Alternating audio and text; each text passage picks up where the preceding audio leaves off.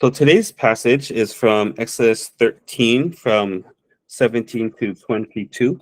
今日は出エジプト記の13章。17から22節まで。 17から22節。 And actually, I'm not preaching on this passage on Sunday. I'm going to be preaching on mostly chapter 14. So I wanted to talk about this part tonight. ですね、この日曜日に、この今読むところから説教するんじゃなくて、14章から説教するんだけども、なので、その前の13章のところをみんなで見ていきたいと思います。So we're just going to read the passage together, first in English, if Noel can read that. And then maybe Misato, if you could read the Japanese, if that's okay. Hi, arigato. Maybe Noel, you could read English first. Exodus 13, 17 through 22. When Pharaoh let the people go, God did not lead them by the way of the land of the Philistines, although that was near. For God said, lest the people change their minds when they see war and return to Egypt. But God led the people around by the way of the wilderness toward the Red Sea. And the people of Israel went up out of the land of Egypt equipped for battle. Moses took the bones of Joseph with him, for Joseph had made the sons of Israel solemnly swear, saying, God will surely visit you, and you shall carry up my bones with you from here. And they moved on from Succoth and encamped in Etham on the edge of the wilderness. And the Lord went before them by day in a pillar of cloud to lead them along the way, and by night in a pillar of fire to lead them, to give them light, that they may travel by night and by day and by night. The pillar of cloud by day and the pillar of fire by night did not depart from before the people. はい。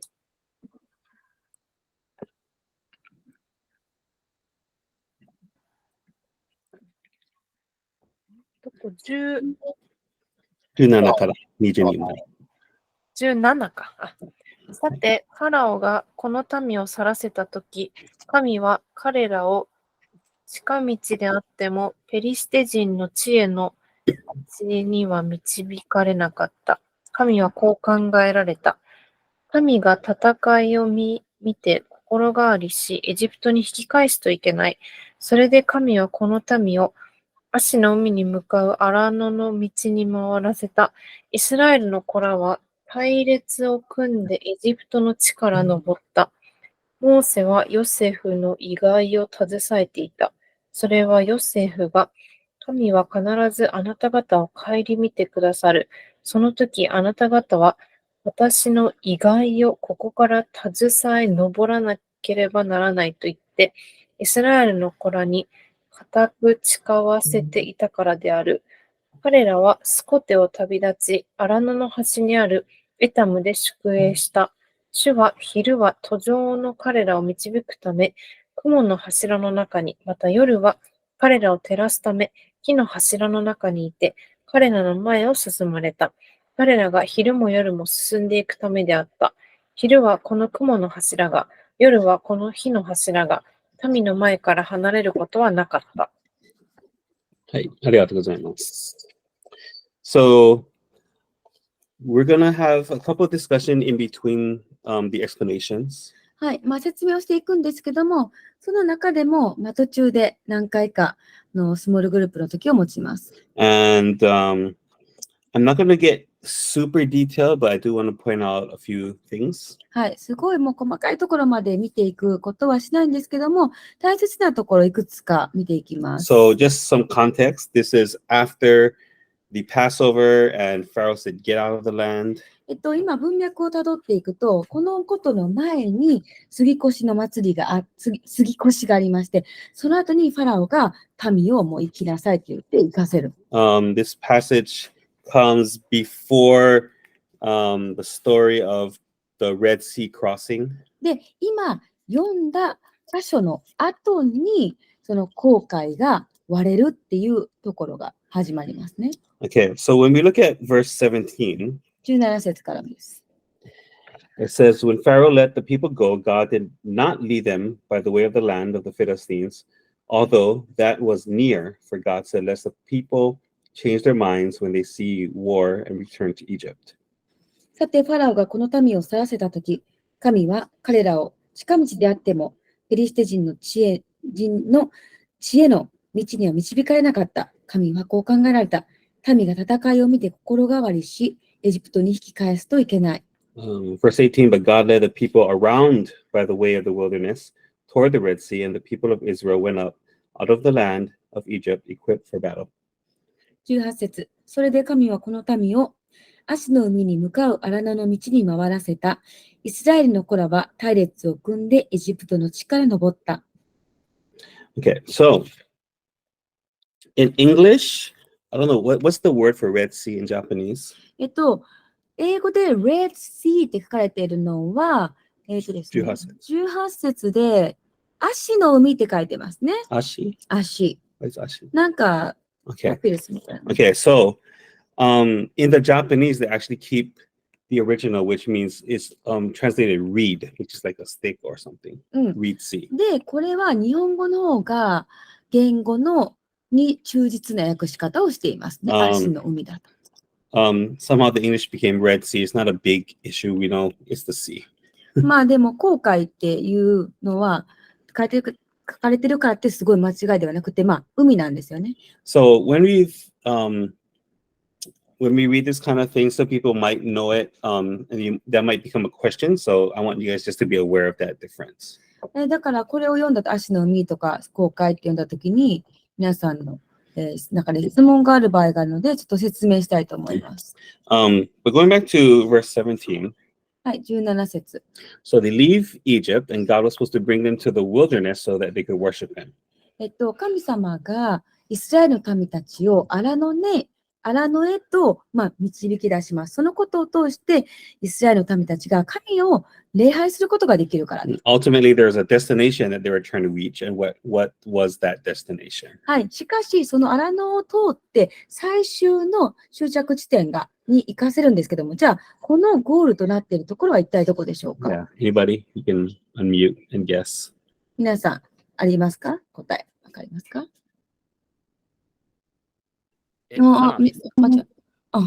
？Yeah, Canaan. So they were supposed to go to the promised land. はい。約束の地、カナンですね。And so when you think about distance,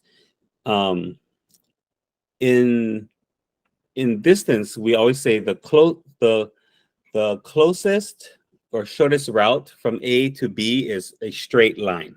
皆さん、距離のことを考えたら、A 地点から B 地点に行くのに、直線で行ったら一番近いって思いますよね。And I think in life, we always prefer the straight line, the faster route.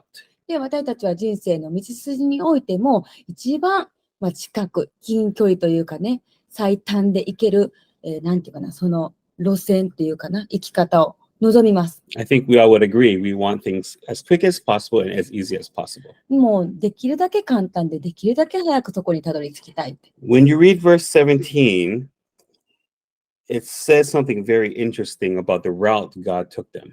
でもう17節で神様がすごく興味深いことをその道のりについて言っているんですね。It says, He did not lead them by the way of the land of Philistines, although that was near.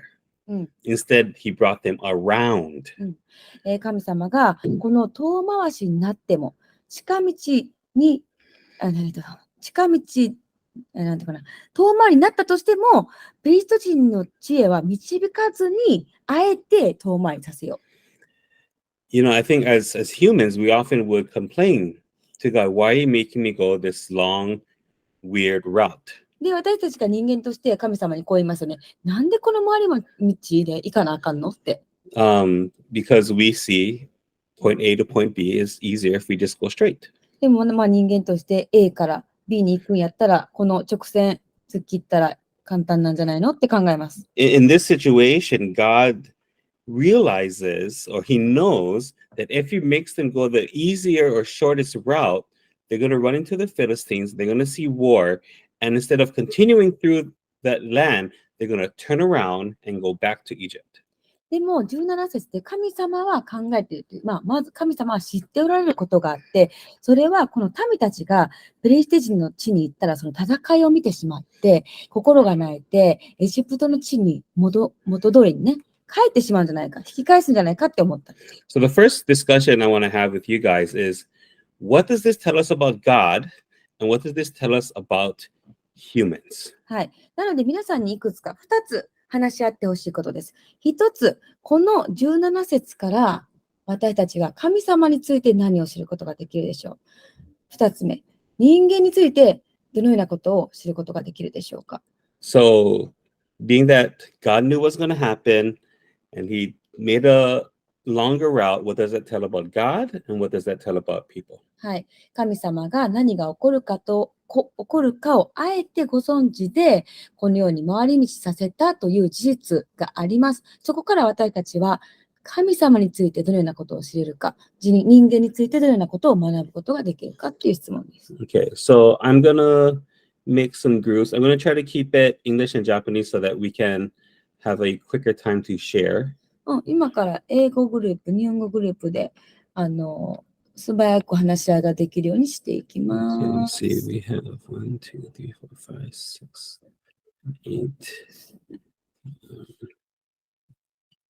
So 1, 2, 3, 4, 5. So I'll have one of the bilinguals on the Japanese side come to the English side. I hope that's okay. 1, 2, 3, 4, 5. 1, 2, 3, 4. Okay, and maybe we'll use about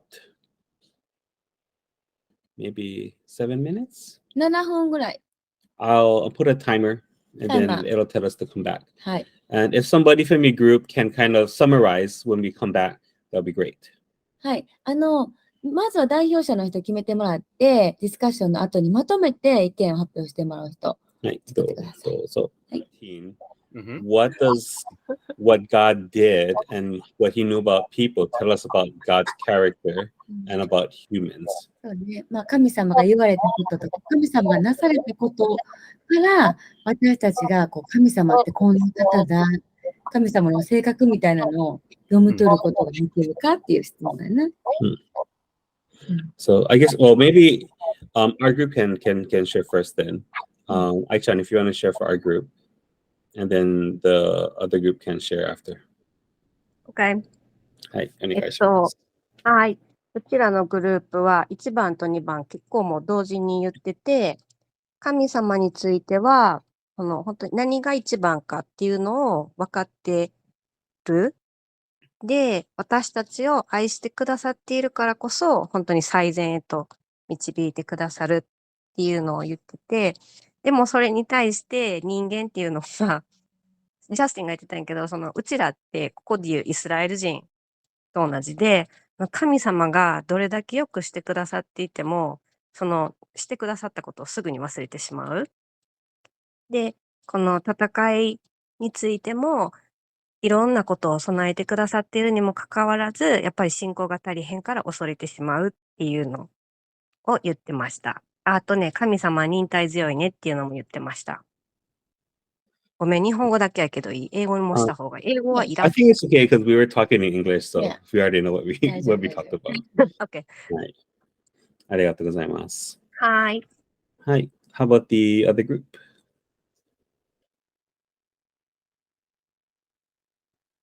まさこさんいけます？はい。そうですね。美穂ちゃんがちょっとまとめてくれたことを言ってくれたんですけども、もう私たちには一見わからなくても、その神様の道、神様の示す道が一番だってことは、すぐ人間はわからないけども、神様は私たちに最善の道、方法を与えてくださるお方だということですね。So when we human cannot understand, but God always know our best and then provide His best way for us.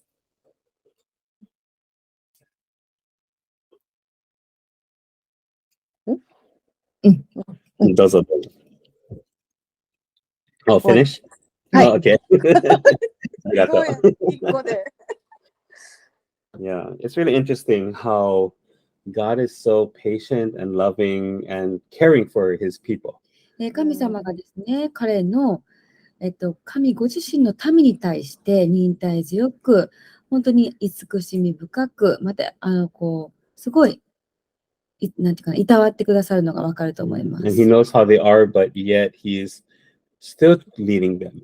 その民がね、どれだけ、どうしようもないものっても分かってても、彼らを導こうとされるっていうことです。 So maybe a practical application is in your life when things don't go as you think it should be. で、私たちに適用として考えられることは、私たちが物事、思ってるようにうまくいかなかった時も、 When you're trying to get from point A to point B and it seems like there's too many detours and you never get there. この A から B への道のりの中に、他にいろんなところあちこち回らないような気になったとしても、 Trust that God has put you on the right path to get there, because that path is the one that will actually get you there. でも、その神様が準備しておられる私たちの歩むべき道のりがあるっていうことを信頼して、そこに続くことを信頼していってほしいと。 And even though it's very difficult to thank God うん that you're not walking a straight line because you would fall away. でも本当にその、神様がまっすぐな道じゃないけども、そのぐねぐねの道を私たちが、not astray. So if we just go the way we Mm. want to go directly, Mm. it's not going to be good for us. 例えば私たちが勝手にたやすい道だと思ってまっすぐ行ったとしても、それは私たちにとって良いものではないものがある。 God loves you. He is leading you. だから神様の愛が私たちを導いてくださるんですね。Moving on to verse 19. 19節です。 Moses took the bones of Joseph with him, for Joseph had made the sons of Israel solemnly swear, saying, God will surely visit you, and you shall carry up my bones with you from here. 19節、モーセはヨセフの遺骸を携えていた。それはヨセフが、神は必ずあなた方を顧みてくださる。その時、あなた方は私の遺骸をここから携え登らなければならない。と言って、イスラエルの子らに固く誓わせていたからである。Moses came 400 years after Joseph. モーセはヨセフの死後400年、だね。Mm. そうだね。ヨセフの死後400年経ってからモーセが登場したわけです。400 years is a long time 400年ってめっちゃ長いですよね。for humans. 人間にとってはすごい長いです。 It's more than our lifetime. もう自分たちの寿命以上長いです。 But Joseph was so sure that God will visit them. He said, when God comes to visit, he's going to bring you out. You take my bones with you. でもヨセフには確信があった。確実に言える。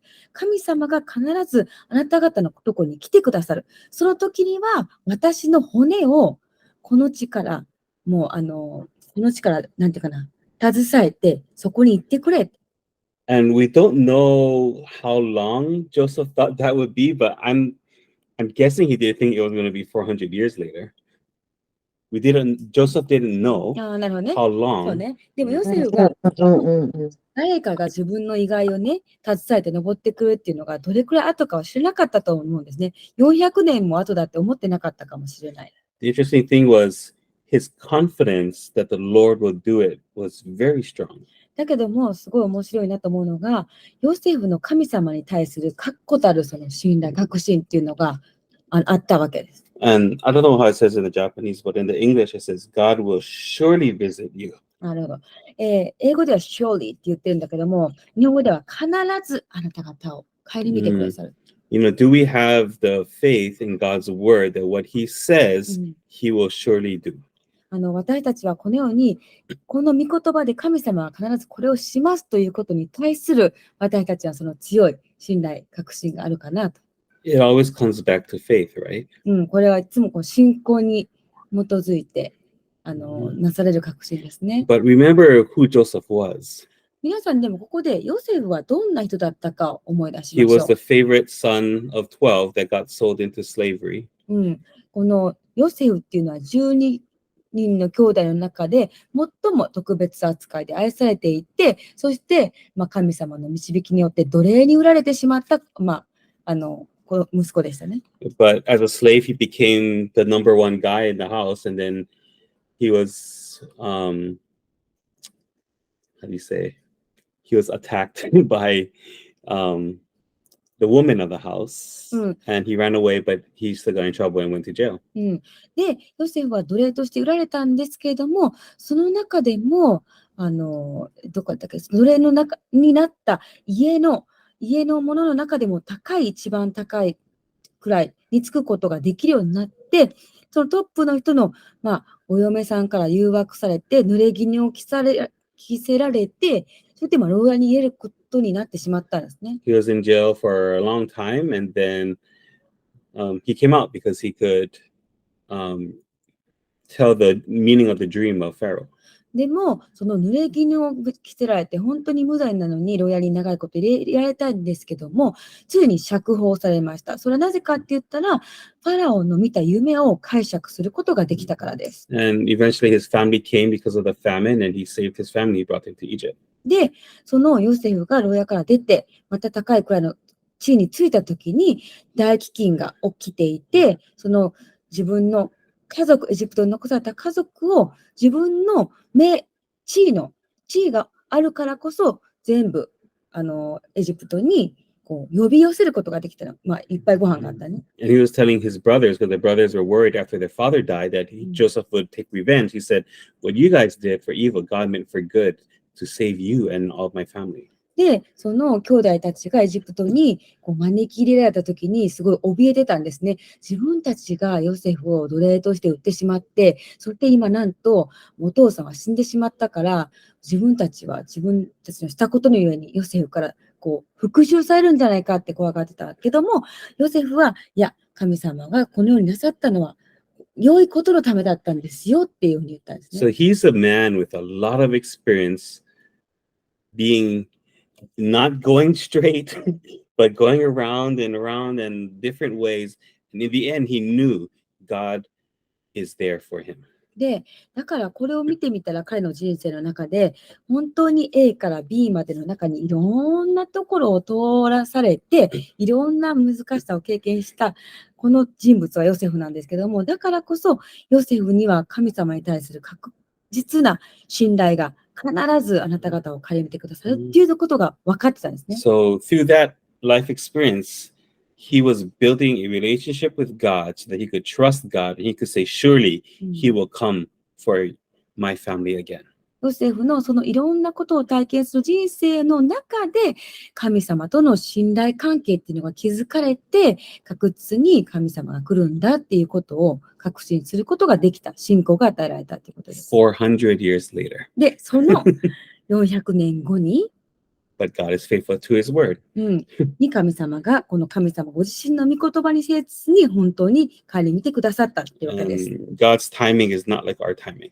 神様のタイミングっていうのは私たちのタイミングとは全然かけ離れてますね。You know, as a human, I think that's kind of too late, you know. 400年、いや、遅すぎるやんって思うんですけども。Look what happened to your people, God. They're enslaved and kids are being killed. Like, that's too late, but God has his timing. もう神様はそんな400年って遅すぎますよって、もう人々が奴隷にされてるし、もう赤子たちは殺されてるしって遅すぎるって思うけども、神様からしたらこのタイミングはベストなタイミングだ。I want to have a discussion about God's timing in our life, but I want to go into the next passage. はい。So we'll have at the end we'll have a longer discussion time. で、実はその私たちの人生における神様のタイミングっていうことについて話し合いたいと思うんですけども、その前に次の箇所に行って、最後にその長いディスカッションタイムを持ちたいと思います。Verse 21 says, And the Lord went before them by day in a pillar of cloud to lead them along the way, and by night in a pillar of fire to give them light, that they might travel by day and by night. The pillar of cloud by day and the pillar of fire by night did not depart from before the people.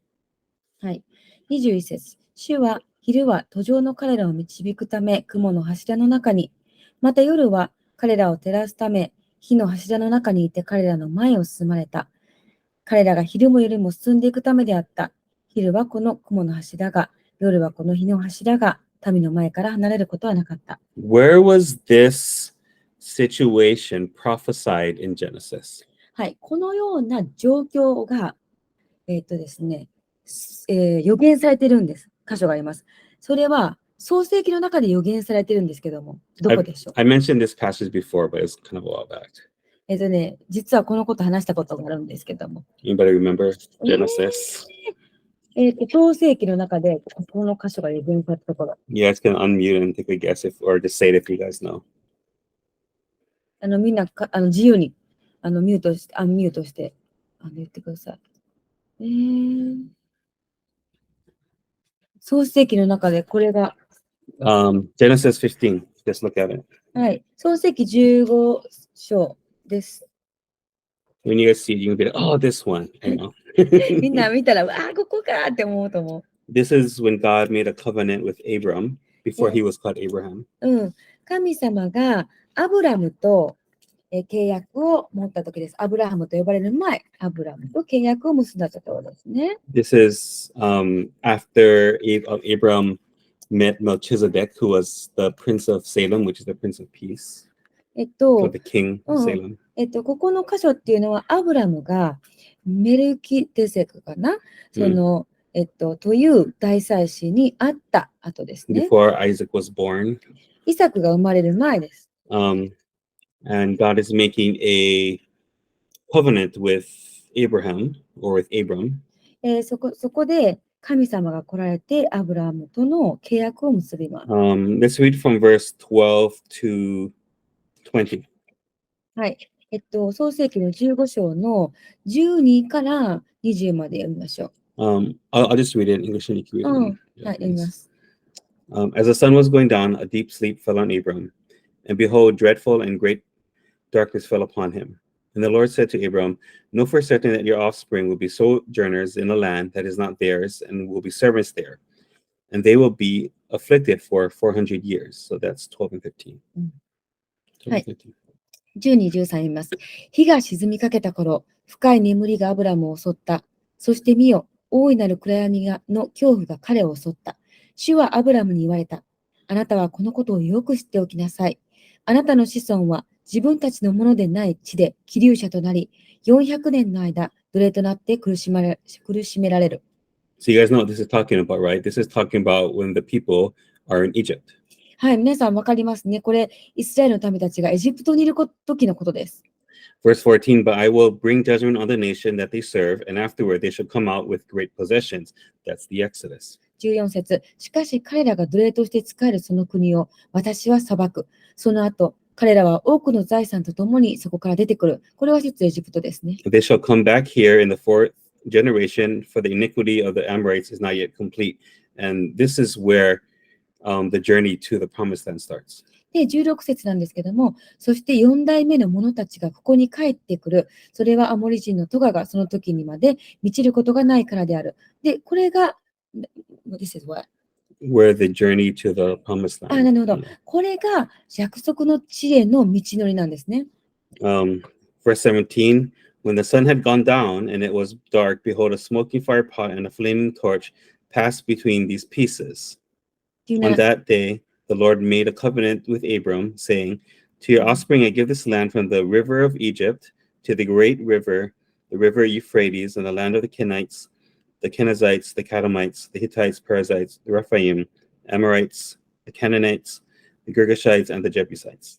17節から21節ですね。日が沈んで暗くなったとき、見よ、煙の立つかまどと燃えている松明が切り裂かれたものの間を通り過ぎた。その日、主はアブラムと契約を結んで言われた。あなたの子孫に私はこの地を与える。ファイム人、アモリ人、カナン人、ギルガシ人、エブス人の地を。It's really interesting. So I guess for those of you who don't know this passage, God said, cut these animals in half and then put it, line it up in two rows.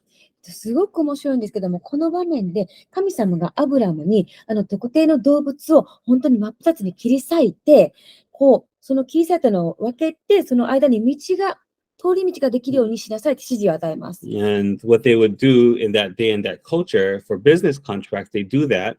They'd make a promise to each other and they'd walk through it and say, if we break this contract, may I become like these animals that were cut apart. で、この当時の文化において、例えば商売とかビジネスにおける、商談ですよね。契約を交わすときに同じようにしたんですね。動物を切り裂いて、二つに分けて道を作って、この契約を結ぶ両者がその間を歩くわけです。そして、もし私がこの契約を破りましたら、私はこの切り裂かれた動物のようになりますよっていう約束なんです。Both people are supposed to walk through it. なので、契約当事者、両者が、この二人がその間を歩く必要があったんです In ね。 this case, only God went through it. Abraham didn't go through it. He was just watching God go through it. ですけど、この場面で、この通り道、切り裂かれた動物の間を通ったのは神ご自身だけであって、アブラムはこの道は通ってないんです。So God was saying, I'm making this contract for us, but it's only going to depend on me, not on you. ですから、神様がこの公用を持って言われているのは、この契約は、私自身がこの契約の当事者となると。私にかかっているっていうことですね。When you read verse 17, it says that something was going between these pieces. What were those two things? 17節で、あることが起きていますね。何か見えますかね。17節で見られるものが。It says a smoking fire pot 煙の立つかまど。and a torch or a flaming torch was passing. So it was smoke and fire. で、燃えている松明って書かれているので、これを2つ見てみたら、煙と炎なんですね。And when we look at smoke, there's something that looks like often looks like a pillar of cloud. で、煙っていうのを見てみたら、ここは見えるんですね。煙の、柱っていうのがありましたね。煙の柱だったっけ？雲みたいですね。煙を見てみたら。Isn't that very interesting that to make the covenant, when God tells about the Exodus, he does it with a smoke and with fire. で、神様がすごい面白いのが、この契約に使ったこの煙と火ですね。In chapter 13, like we just read, how did God lead the people? で、私たちが今読んだところのイスラエル人たちを導く方法としてその2つを用いているんですね。In the exact same way that he made the covenant with Abraham. この2つの方法っていうのは、もうアブラムと結んだ契約に使った同じものを用いて、神様がイスラエル人たちを A pillar of cloud by day and a pillar of fire by night. それは雲の柱、そしてまた火の柱を用いて昼も夜も民を導くんです、ね。He's the God of promises. 神様こそは約束を守る神様です。And I just find it so interesting that God does these imagery for us so we can see clearly how much he keeps his word. で、私たちがこのようにして神様が本当に約束を守る方だということを今の私たちが見て分かるように神様は明らかにこのように示しているんですね、聖書の中で。This is more than 400 years ago. もうこれが起きたのは400 It's 年以上 Abraham had Isaac, Isaac had Jacob, and Jacob had the 12, and the 12 kids, their kids were in Egypt for 400 years. It's a long, long time it took. もう本当にこのアブラムからモーセに行くまですごい長い年月、400年以上ですね。アブラハムにはイサクがいて、イサクにはヤコブがいて、ヤコブにはヨセフにいてみたいな感じで、そんだけの時間を経過してるんですけど、約束守ってる。Okay, so to finish up, we have a discussion in your groups, はい。 same groups. はい。終わる前にさっきと同じグループで話し合いをします。The questions 質問。is going to be the first one. Maybe somebody can write it down. はい。皆さんちょっとメモしてくださいね。一つ目の質問。The first one is, how are you seeing? How are you seeing God's timing and God's leading in your life right now? はい。今ですね。神様のタイミングと、神様のなんだっけ？ God's leading. 神様のタイミングだったり、あなたに皆さんに対するね、皆さんに対する神様のタイミング、神様の導きっていうのをどういうふうに見ることができますか？ And the second question is, what is it that you are fearing or feel uncomfortable about this path? 今の this path. The one that God is bringing on right now. What's difficult about it? And how can you trust God? 今ね、皆さんが導かれている神様の道のり、今の人生があると思うんですけども、そのことに対して、についての恐れはありますか？または心配がありますかっていうことですね。So once again, the first question is, how are you seeing God's timing and His leading in your life right now? はい。今、皆さんの人生の中における神様のタイミング、神様の導きっていうのは、今どんなんですかって、どのようにしてみんな見てますかって見 And えます then か？ the second is, what are the difficulties of this path, and what are you fearing that you need to trust God about? で、今この道のりにおいて何か困難はありますか？その中で、どのようにして神様のことを信頼できますかっていう。And then after that, if you could you can share your prayer requests and pray in your groups. And then when you're done, you can just hang up. はい。で、その後にお祈りのリクエスト、お互いのためにお祈りしてもらって、切ってもらって大丈夫です。So I'm going to give extra time because I don't know if you guys want to go a little bit longer, you can, but I'll put let's see, about maybe I'll put 20 minutes. But you don't have to use it all. はい。20分タイマーかけれるけど、全部を使う必要はないですね。When you guys are done, you can just はい。 finish up. 終わった時にも切ってもらって大丈夫です。 But I want to make sure that you guys have at least 20 minutes. 20分、念のため20分あり Yeah. ます。 Okay. And same groups.